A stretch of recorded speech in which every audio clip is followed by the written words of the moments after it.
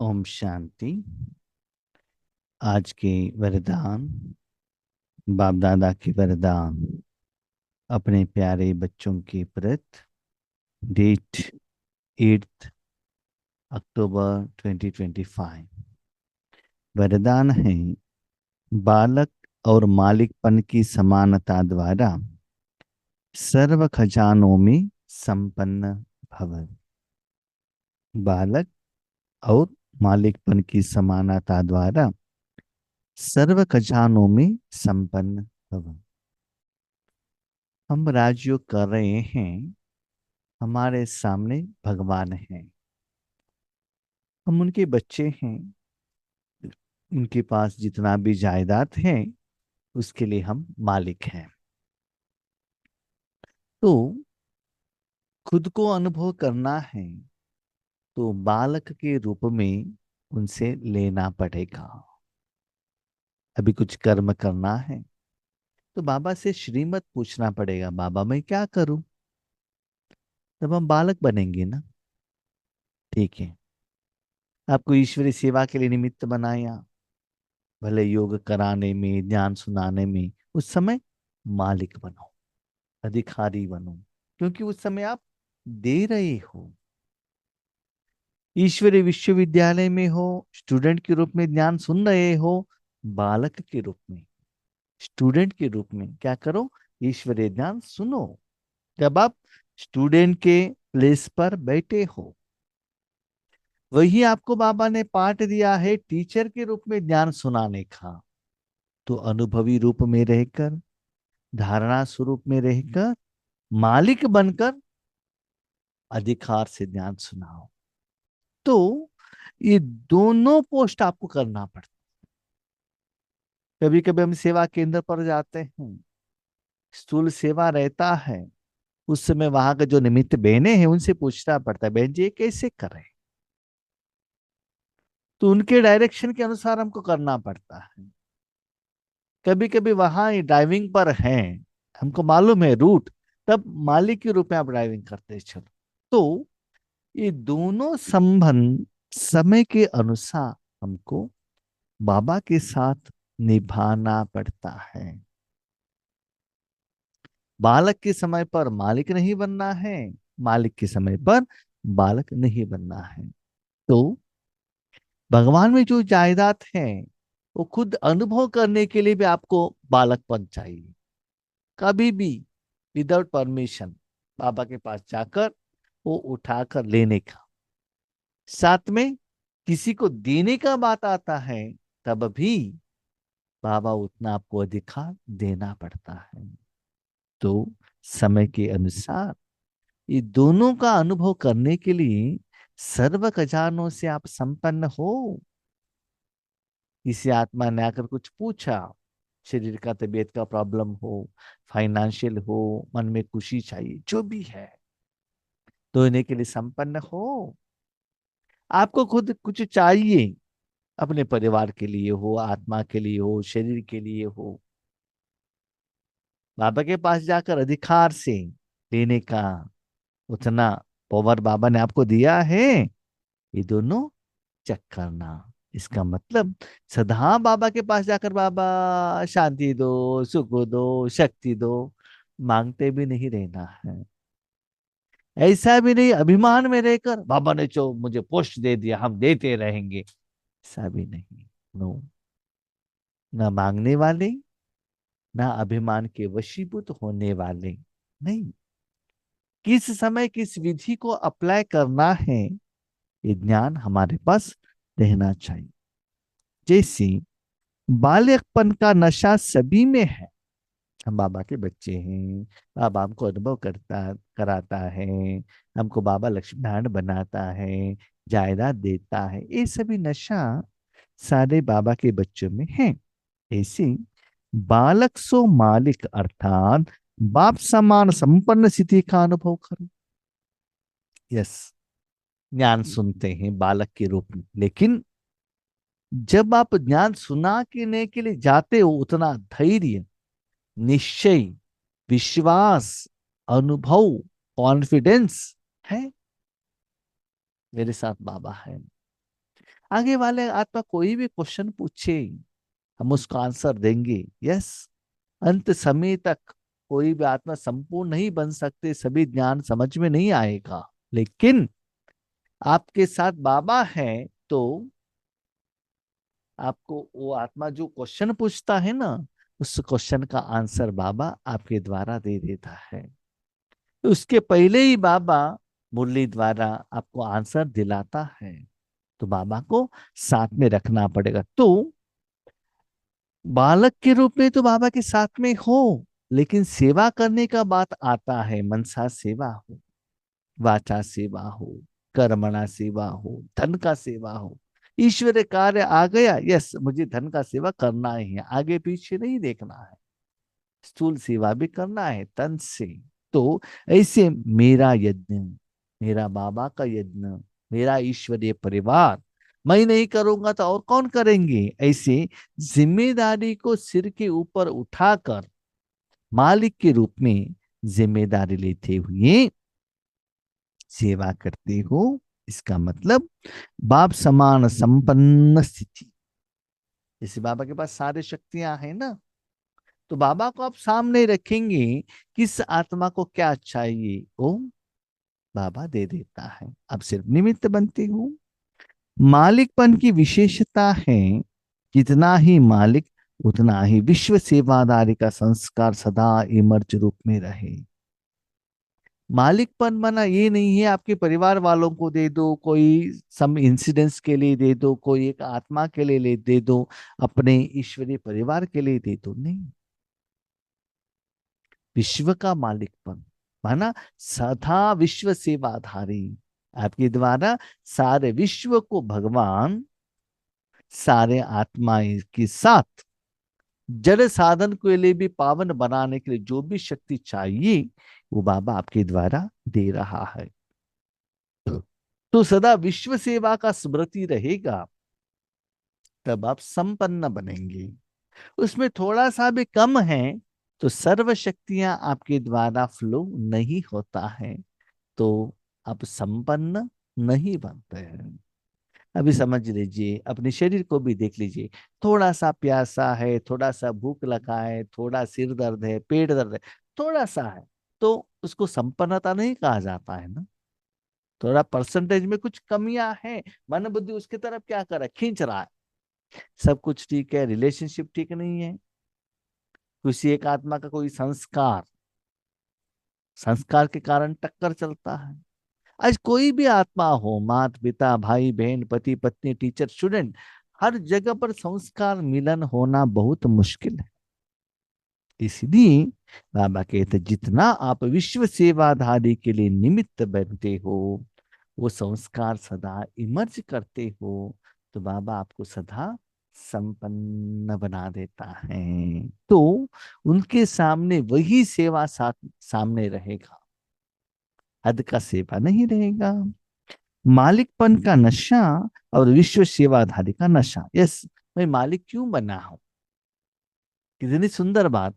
विश्व सेवाधारी माना सर्वेंट, मैं मालिक बना हूं, दे रहा हूं। मालिक माना देना, आप नहीं दे रहे हो, आपके पीछे द्वारा बाबा दे रहा है। बाबा दे रहा है तो भी विश्व कल्याण के लिए दे रहा है। विश्व सेवक हो आप, मास्टर विश्व सेवाधारी, तभी आपको 100% मालिक कहा जाता है। बाबा कभी भी अपने को मैं सेंटर सेवाधारी, एक परिवार का सेवाधारी, एक आत्मा का सेवाधारी, दादी का सेवाधारी बाबा नहीं कहता है ना। बाबा सदा क्या कहता है, विश्व ही बच्चे एक परिवार है, उसका मैं मालिक हूं, उसका सेवाधारी हूं। इसीलिए एक मालिकपन का नशा कब आता है, सदा।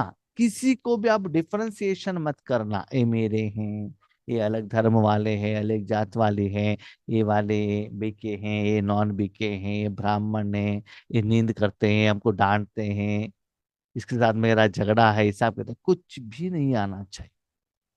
सभी को ईश्वरीय शक्ति देने के लिए निमित्त बनना चाहिए। तो जो आत्मा बार बार अपने मन बुद्धि को विश्व सेवा के लिए अपने मन बुद्धि को सेट करता है, उसको ही बाबा सारे शक्तियों से संपन्न बना देता है।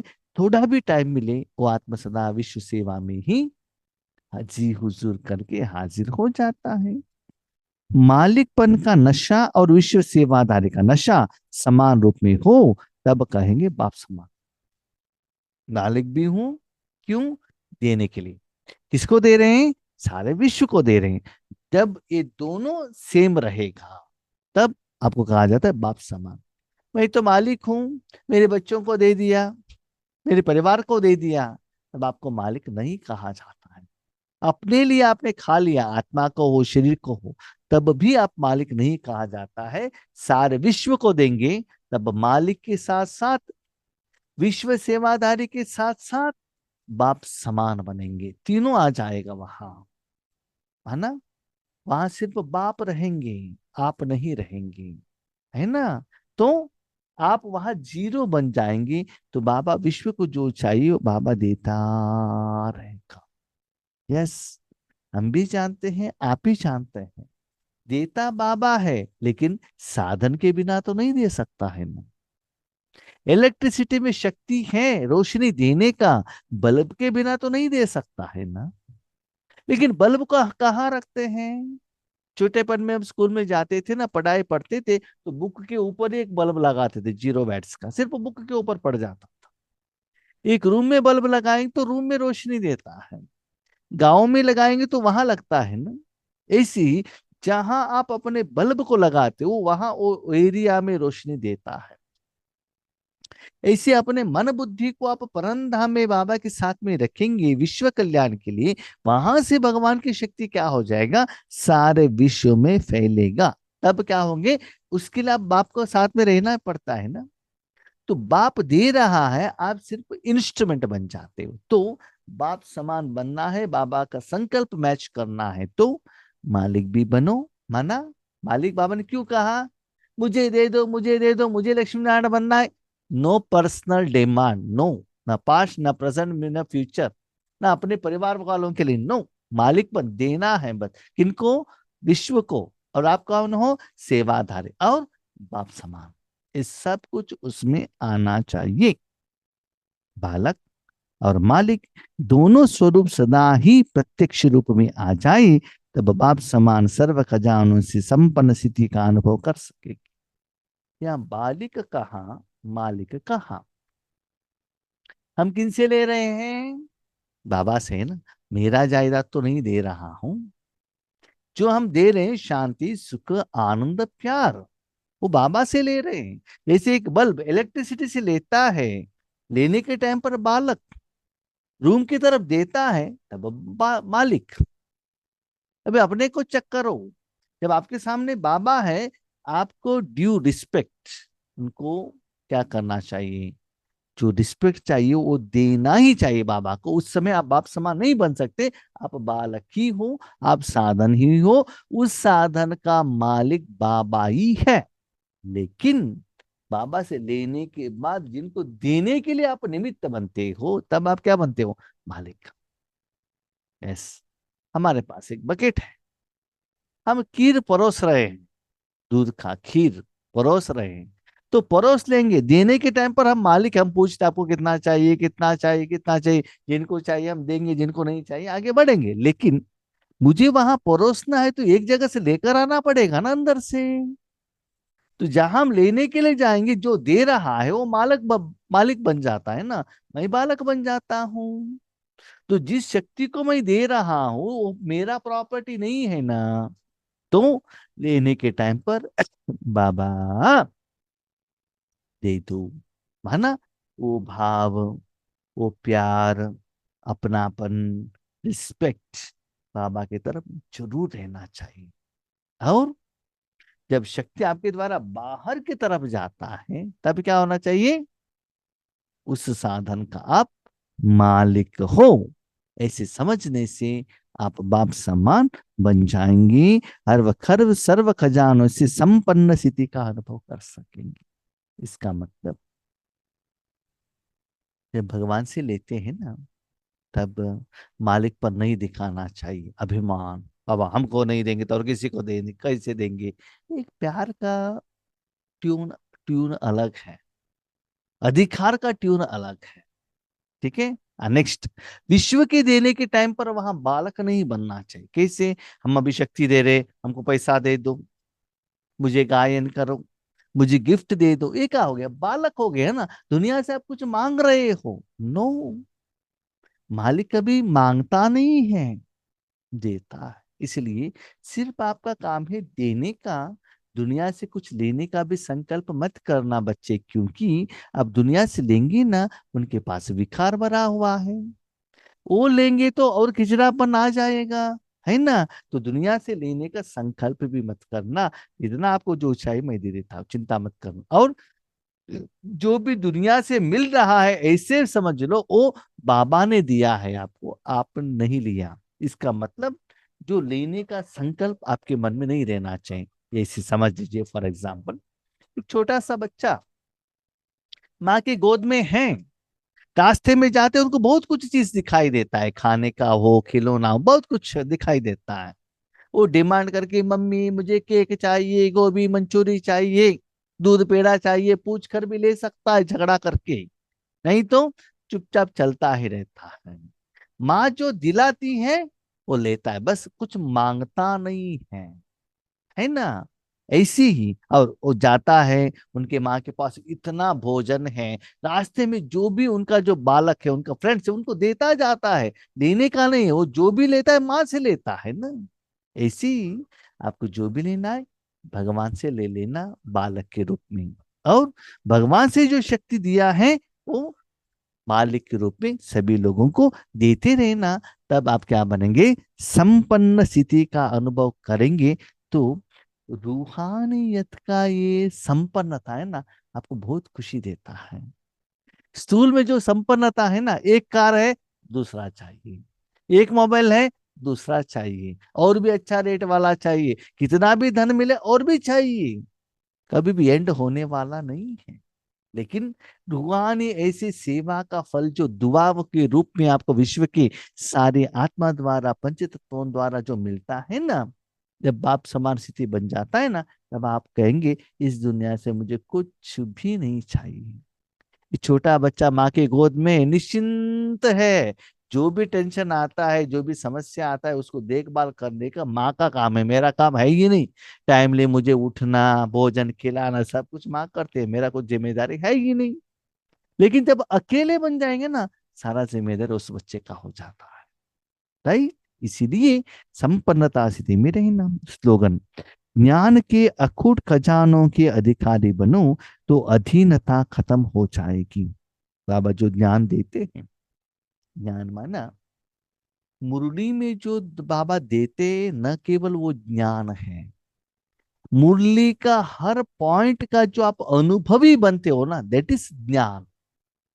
अशरीरी क्या है, बिंदु क्या है, विश्व कल्याणकार स्थिति क्या है, और प्रैक्टिकली मन बुद्धि द्वारा आप साधना करके उस स्वरूप का जो आप अनुभव करते हो, और जब चाहे, जहां चाहे, जितना समय चाहिए उस स्वरूप में आप स्थित हो जाते हो, तब आपको कहा जाता है ज्ञानवान। माना बाबा का मूल्य का सारे पॉइंट्स का विशेष रूप में निराकार जो योगिक लेवल का, सब आप ज्ञानी हो। भले विकार के बारे में भी हो, काम क्रोध लोभ मोह अहंकार, उसके बारे में ज्यादा जानकारी लेने का जरूरत नहीं है, वो हमको नीड्स नहीं है। लेकिन बाबा का जो पॉइंट है, अच्छा ही है ना, उसका सारे जो मूल्य में हर वर्ड का, सिर्फ वर्ड नहीं, पढ़ना नहीं, किसी को कहना नहीं, वो सुनते ही वो स्वरूप और अनुभव में रहना चाहिए। तो इसी ज्ञान का, अनुभव का, संस्कार का अखूट खजाने का अधिकारी बनो तो अधीनता खत्म हो जाएगा। अधीनता माना किसी से मांगना, पूछना, इससे भी क्या होगा? बंद हो जाएगा, क्योंकि आपके पास इतना खजाना है। आप किसी के आगे जाकर क्यों हाथ ऐसे करते हो, दे दो करके क्यों मांगते हो? इसीलिए बच्चे, स्थूल धन, साधन, बिल्डिंग, नाम मान शान, अभिमान, ये चीज इकट्ठा करने के बदले ज्ञान का जो अखूट खजाना है, जो कभी भी कम होने वाला नहीं, कोई चोरी करके नहीं ले सकता, और गवर्नमेंट उसको टैक्स में नहीं डाल सकती है।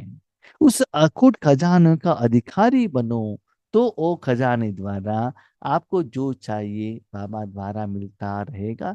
तो कोई भी चीज में आपको किसी के आगे जाकर मांगने का जरूरत नहीं रहता है। ये बात बाबा क्यों कह रहे हैं?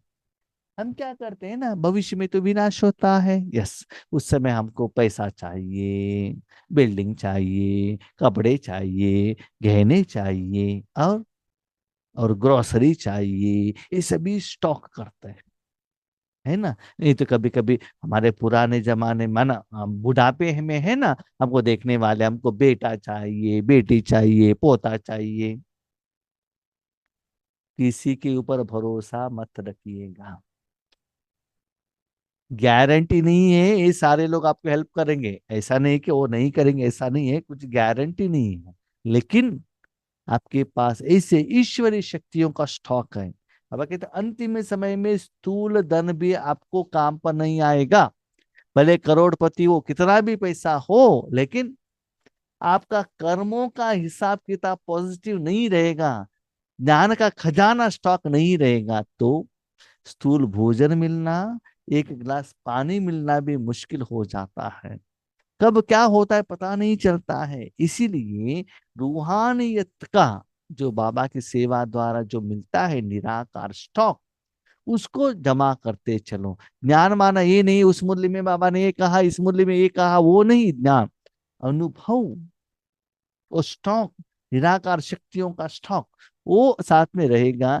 तो अंतिम समय तक, 5,000 साल तक कभी भी आत्मिक रूप में, शरीर रूप में आप भूखे नहीं रहेंगे। ये बाबा का गारंटी।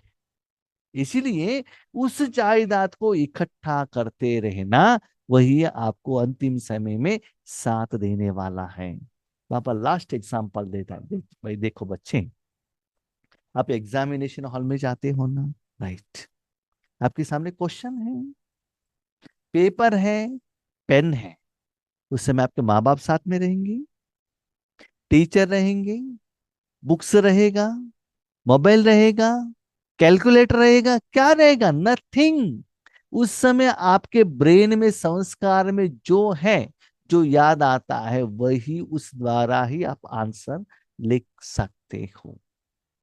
भले एजुकेशन देने वाला टीचर आपके साथ में है, लेकिन उस समय वो इनविजिलेटर है, वो आपको क्वेश्चन का आंसर देने वाला है नहीं। उस समय बाबा आपके साथ में रहेगा तो भी बाबा आपको हेल्प नहीं करेगा, लेकिन बाबा का जायदाद आपने जो निराकार रूप में स्टॉक किया है, वही आपको सहयोग मिलेगा। इसीलिए वो निराकार शक्तियों को, दुआओं को, सेवाओं का फल को, और ज्ञान का हर पॉइंट का अनुभवी बनते चलो। तो सारे क्वेश्चन पेपर में, सारे एग्जाम में, विघ्न में, परिस्थिति में आप पास विथ ऑनर बन जाएंगे। ठीक है। ओम शांति।